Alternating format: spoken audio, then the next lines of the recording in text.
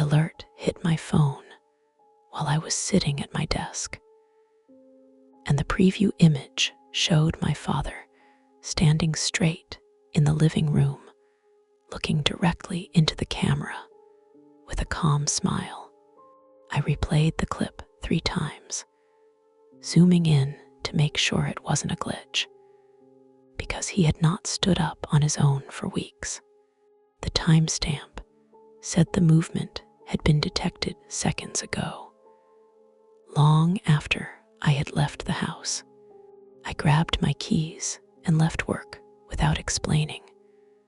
My phone locked on that frozen image. While driving, the scene pulled me backward to the early morning, when I placed the camera on the shelf across from his chair.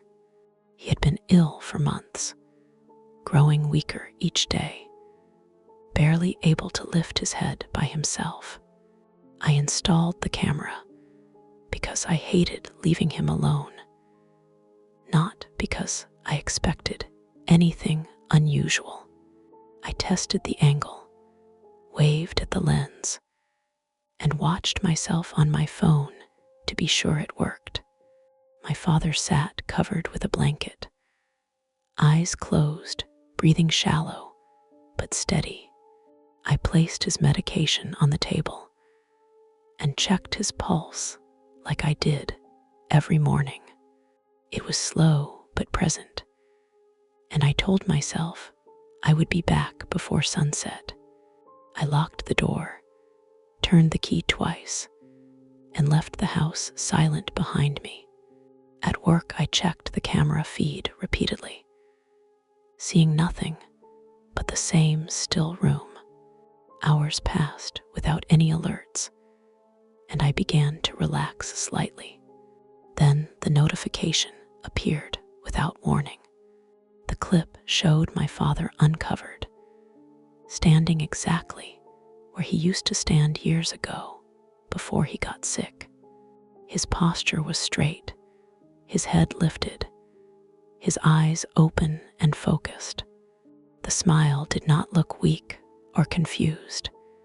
It looked intentional. I tried calling his phone, even though I knew he never kept it near him. The call connected, stayed silent, then disconnected. I drove faster, watching the clip loop again on my screen. When I reached the house, the front door was still locked. Inside, the air felt unchanged, like no one had moved through it. My father was in his chair, blanket folded, his skin cold and pale. He had been dead for hours. I stood there staring at him, then at the camera, then back at him, trying to understand how the clip could exist.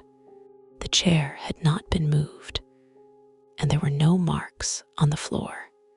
I checked the camera settings with shaking hands and saw something I had missed before. The device was set to upload clips only when it reconnected to the network. During the night, the internet had gone down for several hours. The clip I saw at work had been recorded much earlier and sent late. I opened the stored files and scrolled back through the footage. There it was, time-stamped shortly after midnight. The video showed my father struggling to stand while the room was dark, except for the small lamp. He used the table to pull himself up, breathing heavily, his movements slow and painful. He looked directly at the camera, adjusting his posture as if aware it was watching.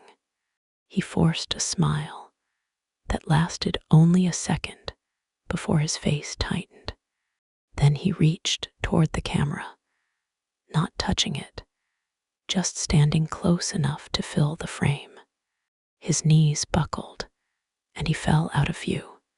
The camera did not register any more movement after that.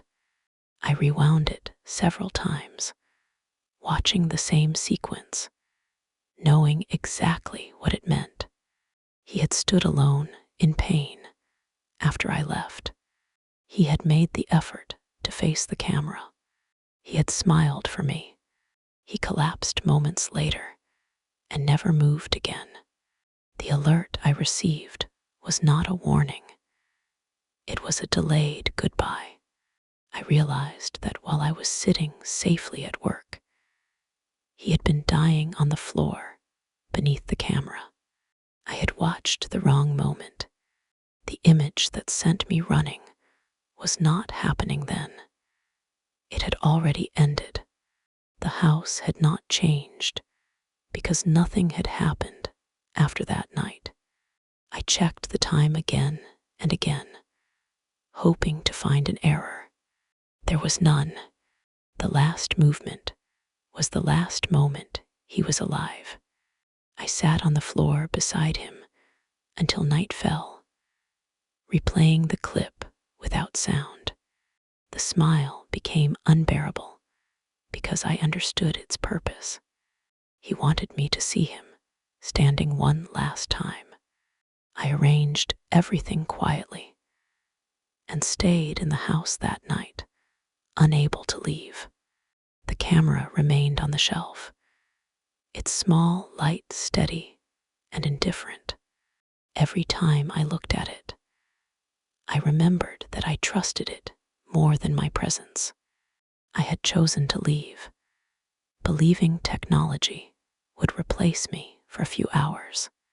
The final clarity settled in when I realized the alert did exactly what it was designed to do.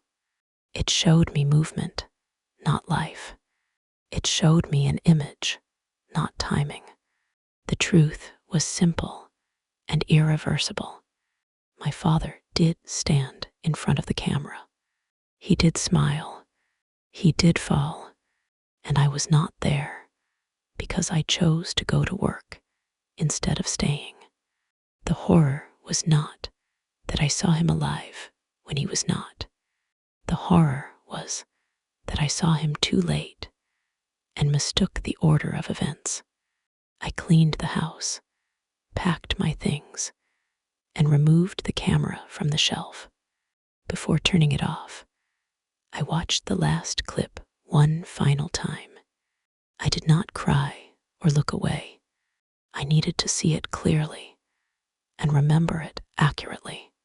The device recorded exactly what happened, and I failed to understand it when it mattered.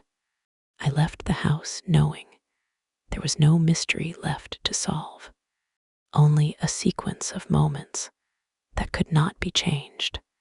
One last question. If you were in her place at that moment, would you have done the same? Be honest.